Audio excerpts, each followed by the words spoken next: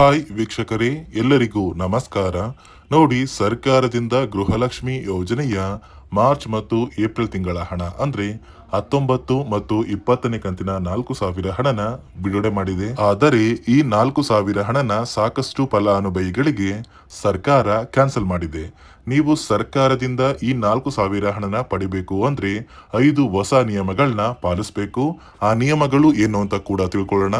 ಮತ್ತು ನಾಳೆ ಸೋಮವಾರ ಏಪ್ರಿಲ್ 21ರಂದು ಕರ್ನಾಟಕದ 28 ಜಿಲ್ಲೆಗಳಿಗೆ 6,000 ಹಣ ಜಮಾ ಆಗ್ತಾ ಇದೆ. ಗೃಹಲಕ್ಷ್ಮಿ ಯೋಜನೆಯ 2 ತಿಂಗಳ 4,000 ಹಣ ಮತ್ತು ಅನ್ನಭಾಗ್ಯ ಯೋಜನೆಯ 2,000 ಹಣ. ಬನ್ನಿ ಸ್ನೇಹಿತರೆ, ಯಾವ ಜಿಲ್ಲೆಗಳಿಗೆ ಹಣ ಜಮಾ ಆಗ್ತಾ ಇದೆ ಅಂತ ತಿಳ್ಕೊಳ್ಳೋಣ. ಅದಕ್ಕಿಂತ ಮೊದಲು ನೀವೇನಾದ್ರೂ ಇನ್ನೂ ಕೂಡ ನನ್ನ ಚಾನಲ್ನ ಸಬ್ಸ್ಕ್ರೈಬ್ ಆಗಿಲ್ಲ ಅಂದ್ರೆ ದಯವಿಟ್ಟು ಪ್ರತಿಯೊಬ್ಬರು ಚಾನಲ್ನ ಸಬ್ಸ್ಕ್ರೈಬ್ ಮಾಡ್ಕೊಳ್ಳಿ. ಹಾಗೆ ವಿಡಿಯೋಗೆ ಒಂದು ಲೈಕ್ ನ ಕೊಡಿ. ಹೌದು ವೀಕ್ಷಕರೇ, ಗೃಹಲಕ್ಷ್ಮಿ ಯೋಜನೆಯ ಪ್ರತಿಯೊಂದು ಫಲಾನುಭವಿಗಳಿಗೆ ಸರ್ಕಾರದಿಂದ ಭರ್ಜರಿ ಗುಡ್ಡಿಸ್ನ ಕೊಟ್ಟಿದ್ದು, ಸರ್ಕಾರ ಮಾರ್ಚ್ ಮತ್ತು ಏಪ್ರಿಲ್ ತಿಂಗಳ 4,000 ಹಣನ ಫಲಾನುಭವಿಗಳ ಬ್ಯಾಂಕ್ ಖಾತೆಗೆ ಜಮಾ ಮಾಡ್ತಾ ಇದೆ. ಆದರೆ ಸಾಕಷ್ಟು ಫಲಾನುಭವಿಗಳಿಗೆ ಈ ಬಾರಿ ಈ 4,000 ಹಣ ಜಮಾ ಆಗೋದಿಲ್ಲ. ಕಾರಣ ಏನು ಅಂದ್ರೆ, ಈ ಫಲಾನುಭವಿಗಳಿಗೆ ಈ ಒಂದು ಹಣನ ಸರ್ಕಾರ ಕ್ಯಾನ್ಸಲ್ ಮಾಡಿದೆ. ಸರ್ಕಾರ ಜಾರಿಗೆ ತಂದಿರುವ 5 ನಿಯಮಗಳ ಆಧಾರದ ಮೇಲೆ ಪ್ರತಿಯೊಂದು ಫಲಾನುಭವಿಗಳ ಒಂದು ದಾಖಲಾತಿಗಳನ್ನ ಮರುಪರಿಶೀಲನೆ ಮಾಡಿ ನಂತರ ನಿಮ್ಮ ಬ್ಯಾಂಕ್ ಖಾತೆಗೆ ಸರ್ಕಾರ 6,000 ಹಣನ ಜಮಾ ಮಾಡೋದು. ಒಂದು ವೇಳೆ ನೀವು ಈ ನಿಯಮಗಳನ್ನ ಪಾಲಿಸಿಲ್ಲ ಅಂದ್ರೆ ನಿಮ್ಮ ಬ್ಯಾಂಕ್ ಖಾತೆಗೆ ಹಣ ಜಮಾ ಆಗೋದಿಲ್ಲ. ಹಾಗಾದ್ರೆ ಆ ನಿಯಮಗಳು ಏನು ಅಂತ ಕೂಡ ತಿಳಿಸ್ಕೊಡ್ತೀನಿ. ಅದೇ ರೀತಿ ಈ ಬಾರಿ 1 ಲಕ್ಷಕ್ಕಿಂತ ಅಧಿಕ ಫಲಾನುಭವಿಗಳಿಗೆ ಸರ್ಕಾರ ಗೃಹಲಕ್ಷ್ಮಿ ಯೋಜನೆಯ ಹಣನ ಕ್ಯಾನ್ಸಲ್ ಮಾಡಿದೆ.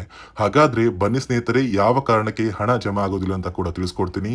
ಅದಕ್ಕಿಂತ ಮೊದಲು ನೋಡಿ ಸ್ನೇಹಿತರೆ, ಗೃಹಲಕ್ಷ್ಮಿ ಯೋಜನೆಯ 2 ತಿಂಗಳ ಹಣದ ಜೊತೆಗೆ ನಿಮ್ಮ ಬ್ಯಾಂಕ್ ಖಾತೆಗೆ ಅನ್ನಭಾಗ್ಯ ಯೋಜನೆಯ ಕಳೆದ 5 ತಿಂಗಳ ಪೆಂಡಿಂಗ್ ಇರುವ 2,000 ಹಣ ಅಂದ್ರೆ ಒಟ್ಟು 6,000 ಹಣನ ಫಲಾನುಭವಿಗಳಿಗೆ ಸರ್ಕಾರ ಜಮಾ ಮಾಡ್ತಾ ಇದೆ. ಈ 6,000 ಹಣನ ಕರ್ನಾಟಕದ 28 ಜಿಲ್ಲೆಗಳ ಪ್ರತಿಯೊಂದು ಫಲಾನುಭವಿಗಳಿಗೆ ಜಮಾ ಮಾಡ್ತಾ ಇದ್ದು, ಬನ್ನಿ ಸ್ನೇಹಿತರೆ, ನಾಳೆ ಸೋಮವಾರ ಏಪ್ರಿಲ್ 21ರಿಂದ ಕರ್ನಾಟಕದ ಯಾವ ಜಿಲ್ಲೆಗಳಿಗೆ ಹಣ ಜಮಾ ಆಗಲಿದೆ ಅಂದ್ರೆ, ಮೊದಲಿಗೆ ಬಾಗಲಕೋಟೆ, ಬೆಳಗಾವಿ, ವಿಜಯಪುರ, ಧಾರವಾಡ, ಗದಗ, ಹಾವೇರಿ, ಉತ್ತರ ಕನ್ನಡ, ಬೆಂಗಳೂರು ನಗರ, ಬೆಂಗಳೂರು ಗ್ರಾಮಾಂತರ, ರಾಮನಗರ, ಚಿಕ್ಕಬಳ್ಳಾಪುರ, ಚಿತ್ರದುರ್ಗ, ದಾವಣಗೆರೆ, ಕೋಲಾರ, ಶಿವಮೊಗ್ಗ, ತುಮಕೂರು, ಬಳ್ಳಾರಿ, ಬೀದರ್, ಕಲಬುರಗಿ, ಕೊಪ್ಪಳ, ರಾಯಚೂರು, ಯಾದಗಿರಿ, ವಿಜಯನಗರ, ಚಾಮರಾಜನಗರ, ಚಿಕ್ಕಮಗಳೂರು, ದಕ್ಷಿಣ ಕನ್ನಡ, ಹಾಸನ, ಕೊಡಗು, ಮಂಡ್ಯ, ಮೈಸೂರು ಮತ್ತು ಉಡುಪಿ ಈ 28 ಜಿಲ್ಲೆಗಳ ಪ್ರತಿಯೊಂದು ಫಲಾನುಭವಿಗಳಿಗೆ ಸರ್ಕಾರ ಗೃಹಲಕ್ಷ್ಮಿ ಯೋಜನೆಯ ಮಾರ್ಚ್ ಮತ್ತು ಏಪ್ರಿಲ್ ತಿಂಗಳ 4,000 ಹಣ ಹಾಗೂ ಅನ್ನಭಾಗ್ಯ ಯೋಜನೆಯ ಕಳೆದ 5 ತಿಂಗಳ ಪೆಂಡಿಂಗ್ ಇರುವ 2,000 ಹಣ, ಒಟ್ಟು 6,000 ಹಣನ ಪ್ರತಿಯೊಂದು ಫಲಾನುಭವಿಗಳಿಗೆ ಜಮಾ ಮಾಡ್ತಾ ಇದೆ. ಈ 6,000 ಹಣ ಏಪ್ರಿಲ್ ತಿಂಗಳು ಮುಗಿಯುವಷ್ಟರಲ್ಲಿ ನಿಮ್ಮ ಬ್ಯಾಂಕ್ ಖಾತೆಗೆ ಸರ್ಕಾರ ಜಮಾ ಮಾಡುತ್ತೆ. ಕೆಲವೇ ದಿನಗಳ ಕಾಲ ವೇಟ್ ಮಾಡಿ. ನೋಡಿ ಸ್ನೇಹಿತರೆ, ಈ ಬಾರಿ ಸುಮಾರು 1 ಲಕ್ಷಕ್ಕಿಂತ ಅಧಿಕ ಫಲಾನುಭವಿಗಳ ಬ್ಯಾಂಕ್ ಖಾತೆಗೆ ಸರ್ಕಾರ ಗೃಹಲಕ್ಷ್ಮಿ ಯೋಜನೆಯ ಹಣನ ಜಮಾ ಮಾಡ್ತಾ ಇಲ್ಲ. ಕಾರಣ ಏನು ಅಂದ್ರೆ, ನಿಮ್ಮ ಬ್ಯಾಂಕ್ ಖಾತೆಗೆ ಡೆಬಿಟ್ ಮೂಲಕ ಹಣ ಜಮಾ ಮಾಡುವಂತಹ ಸಂದರ್ಭದಲ್ಲಿ ಸರ್ಕಾರ ಸಾಕಷ್ಟು ಫಲಾನುಭವಿಗಳ ಒಂದು ಬ್ಯಾಂಕ್ ಖಾತೆಗೆ ಹಣ ಜಮಾ ಮಾಡೋದನ್ನ ಕ್ಯಾನ್ಸಲ್ ಮಾಡಿದೆ. ಯಾಕಂದ್ರೆ ಇತ್ತೀಚೆಗೆ ಹಣಕಾಸು ಇಲಾಖೆ ಜಾರಿಗೆ ತಂದಿರುವ 5 ನಿಯಮಗಳ ಆಧಾರದ ಮೇಲೆ ಪ್ರತಿಯೊಂದು ಫಲಾನುಭವಿಗಳಿಗೆ ಸರ್ಕಾರ ಈ ಒಂದು ಹಣನ ಜಮಾ ಮಾಡ್ತಾ ಇದ್ದು, ಯಾರೆಲ್ಲ ಫಲಾನುಭವಿಗಳು ಈ ನಿಯಮಗಳನ್ನ ಪಾಲಿಸಿಲ್ಲ ನಿಮ್ಮ ಬ್ಯಾಂಕ್ ಖಾತೆಗೂ ಕೂಡ ಹಣ ಜಮಾ ಆಗೋದಿಲ್ಲ. ಹಾಗಾದ್ರೆ ಬನ್ನಿ ಸ್ನೇಹಿತರೆ, ಸರ್ಕಾರ ಜಾರಿಗೆ ತಂದಿರುವ ಆ 5 ಹೊಸ ನಿಯಮಗಳು ಏನು ಅಂತ ನಾನು ನಿಮಗೆ ತಿಳಿಸ್ಕೊಡ್ತಾ ಇದ್ದೀನಿ.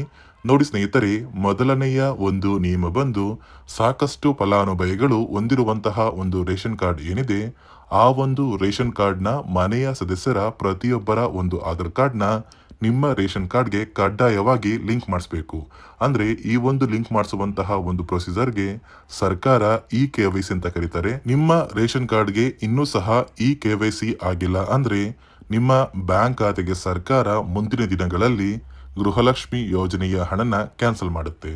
ಅದೇ ರೀತಿ ಎರಡನೆಯ ಒಂದು ನಿಯಮ ಬಂದು, ಸಾಕಷ್ಟು ಫಲಾನುಭವಿಗಳು ಕಳೆದ 3 ತಿಂಗಳಿಂದ ಸರ್ಕಾರದಿಂದ ಬರ್ತಾ ಇರುವಂತಹ ಒಂದು ರೇಷನ್ ಏನಿದೆ ಅಂದ್ರೆ ಉಚಿತ ಅಕ್ಕಿ ಏನಿದೆ, ಈ ಒಂದು ರೇಷನ್ನ ಪಡ್ಕೋತಾ ಇಲ್ಲ. ಒಂದು ವೇಳೆ ಕಳೆದ 3 ತಿಂಗಳಿಂದ ನೀವು ರೇಷನ್ನ ಪಡ್ಕೊಂಡಿಲ್ಲ ಅಂದ್ರೆ ಸರ್ಕಾರ ನಿಮ್ಮ ಬಳಿ ಇರುವಂತಹ ಒಂದು ರೇಷನ್ ಕಾರ್ಡ್ನ ಕ್ಯಾನ್ಸಲ್ ಮಾಡುತ್ತೆ. ನಿಮ್ಮ ರೇಷನ್ ಕಾರ್ಡ್ನ ಸರ್ಕಾರ ಕ್ಯಾನ್ಸಲ್ ಮಾಡಿದ್ರೆ ನಿಮ್ಮ ಬ್ಯಾಂಕ್ ಖಾತೆಗೆ ಗೃಹಲಕ್ಷ್ಮಿ ಯೋಜನೆಯ ಹಣ ಇರ್ಬೋದು ಮತ್ತು ಸರ್ಕಾರದಿಂದ ಬರುವಂತಹ ಒಂದು ಸೌಲಭ್ಯಗಳನ್ನ ನೀವು ಕಳ್ಕೋಬೇಕಾಗುತ್ತೆ. ಅದೇ ರೀತಿ ಮೂರನೆಯ ಒಂದು ನಿಯಮ ಬಂದು ನೋಡಿ ಸ್ನೇಹಿತರೆ, ನಿಮ್ಮ ಬಳಿ ಇರುವಂತಹ ಒಂದು ಆಧಾರ್ ಕಾರ್ಡ್ ಏನಿದೆ, ಆ ಒಂದು ಆಧಾರ್ ಕಾರ್ಡ್ನ ಕಳೆದ 15 ವರ್ಷಗಳಲ್ಲಿ ನೀವು ಯಾವುದೇ ರೀತಿಯ ಒಂದು ತಿದ್ದುಪಡಿನ ಮಾಡಿಸಿಲ್ಲ ಅಂದ್ರೆ ನಿಮ್ಮ ಬ್ಯಾಂಕ್ ಖಾತೆಗೆ ಸರ್ಕಾರ ಗೃಹಲಕ್ಷ್ಮಿ ಯೋಜನೆಯ ಹಣನ ಕ್ಯಾನ್ಸಲ್ ಮಾಡುತ್ತೆ. ಯಾಕಂದ್ರೆ ಸರ್ಕಾರದಿಂದ ಬಂದಿರುವಂತಹ ಒಂದು ಆದೇಶದ ಪ್ರಕಾರ ಪ್ರತಿಯೊಂದು ಫಲಾನುಭವಿಗಳು ಕಳೆದ 15 ವರ್ಷಗಳಲ್ಲಿ ಯಾವುದೇ ರೀತಿಯ ಒಂದು ತಿದ್ದುಪಡಿನ ನಿಮ್ಮ ಆಧಾರ್ ಕಾರ್ಡ್ಗೆ ನೀವು ಮಾಡಿಸಿಲ್ಲ ಅಂದ್ರೆ ಕಡ್ಡಾಯವಾಗಿ ಆದಷ್ಟು ಬೇಗ ನಿಮ್ಮ ಆಧಾರ್ ಕಾರ್ಡ್ಗೆ ತಿದ್ದುಪಡಿನ ಮಾಡಿಸಿ. ಅದೇ ರೀತಿ 4ನೆಯ ಒಂದು ನಿಯಮ ಬಂದು ನಿಮ್ಮ ಕುಟುಂಬದ ಒಂದು ವಾರ್ಷಿಕ ಆದಾಯ 7 ಲಕ್ಷಕ್ಕಿಂತ ಕಡಿಮೆ ಇರಬೇಕು. ಒಂದು ವೇಳೆ ನಿಮ್ಮ ಕುಟುಂಬದ ವಾರ್ಷಿಕ ಆದಾಯ 7 ಲಕ್ಷಕ್ಕಿಂತ ಜಾಸ್ತಿ ಇದ್ರೆ ನಿಮ್ಮ ಬ್ಯಾಂಕ್ ಖಾತೆಗೆ ಸರ್ಕಾರ ಗೃಹಲಕ್ಷ್ಮಿ ಯೋಜನೆಯ ಹಣನ ಕ್ಯಾನ್ಸಲ್ ಮಾಡುತ್ತೆ. ಅದೇ ರೀತಿ 5ನೆಯ ಒಂದು ನಿಯಮ ಬಂದು ನಿಮ್ಮ ಕುಟುಂಬದ ಸದಸ್ಯರು ಅಥವಾ ಗೃಹಲಕ್ಷ್ಮಿ ಯೋಜನೆಯ ಫಲಾನುಭವಿಗಳು ಯಾರು ಕೂಡ ಸರ್ಕಾರಿ ನೌಕರರಾಗಿ ಕಾರ್ಯನಿರ್ವಹಿಸ್ತಾ ಇರಬಾರ್ದು.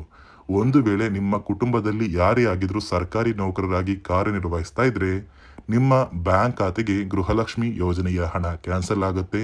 ಈ 5 ನಿಯಮಗಳ ಆಧಾರದ ಮೇಲೆ ಪ್ರತಿಯೊಂದು ಫಲಾನುಭವಿಗಳಿಗೆ ಸರ್ಕಾರ ಹಣ ಜಮಾ ಮಾಡ್ತಾ ಇದೆ. ಒಂದು ವೇಳೆ ನೀವು ಈ 5 ನಿಯಮಗಳನ್ನ ಪಾಲಿಸಿಲ್ಲ ಅಂದ್ರೆ ನೀವು ಕೂಡ ಗೃಹಲಕ್ಷ್ಮಿ ಯೋಜನೆಯ ಹಣದಿಂದ ವಂಚಿತರಾಗಬೇಕಾಗುತ್ತೆ. ನೋಡಿ ಸ್ನೇಹಿತರೆ, ಇಲ್ಲಿಯವರೆಗೂ ಸರ್ಕಾರದಿಂದ ನಿಮ್ಮ ಬ್ಯಾಂಕ್ ಖಾತೆಗೆ ಗೃಹಲಕ್ಷ್ಮಿ ಯೋಜನೆಯ ಒಟ್ಟು 18 ಕಂತಿನ ಹಣನ ನೀವು ಪಡ್ಕೊಂಡಿದ್ರೆ ಸಾಕು, ಸರ್ಕಾರ ಈ 4,000 ಹಣನ ಜಮಾ ಮಾಡುತ್ತೆ. ಒಂದು ವೇಳೆ ನಿಮ್ಮ ಬ್ಯಾಂಕ್ ಖಾತೆಗೆ ಇನ್ನೂ ಕೂಡ ಗೃಹಲಕ್ಷ್ಮಿ ಯೋಜನೆಯ ಹಣ ಪೆಂಡಿಂಗ್ ಇದ್ರೆ ಸರ್ಕಾರದಿಂದ ಯಾವುದೇ ರೀತಿಯ ಒಂದು ಹಣ ಜಮಾ ಆಗೋದಿಲ್ಲ. ಕಾರಣ ಏನು ಅಂದ್ರೆ ಪೆಂಡಿಂಗ್ ಇರುವ ಫಲಾನುಭವಿಗಳ ಬ್ಯಾಂಕ್ ಖಾತೆಗೆ ಸರ್ಕಾರದಿಂದ ಗೃಹಲಕ್ಷ್ಮಿ ಯೋಜನೆಯ ಈ 4,000 ಹಣನ ಡಿಬಿಟಿ ಮೂಲಕ ಜಮಾ ಮಾಡೋದಕ್ಕೆ ಆಗ್ತಾ ಇಲ್ಲ ಅಂತ ಸರ್ಕಾರ ಒಂದು ಮುಖ್ಯವಾದ ಮಾಹಿತಿನ ಕೊಟ್ಟಿದೆ. ನಾಳೆ ಸೋಮವಾರದಿಂದ ಕರ್ನಾಟಕದ 28 ಜಿಲ್ಲೆಗಳಿಗೆ ಈ 6,000 ಹಣ ಜಮಾ ಆಗ್ತಾ ಇದೆ.